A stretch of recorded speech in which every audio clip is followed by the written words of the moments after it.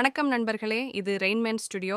இப்போது பார்ப்பது ECMWF seasonal ஃபோரெகாஸ்ட், அதாவது 2025 முதல் 26 வடகிழக்கு பருவமழை காலநிலை கணிப்பு.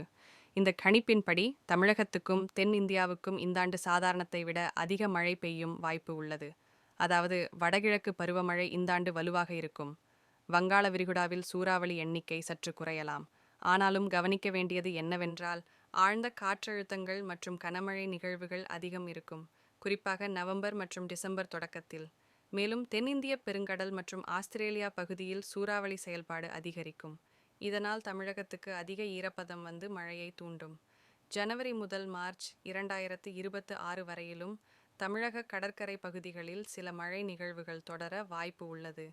மொத்தத்தில் பார்த்தால், இந்தாண்டு தமிழகத்தில் வலுவான வடகிழக்கு பருவமழை, மேலும் அதிக மழை நிகழ்வுகள் வரப்போகிறது.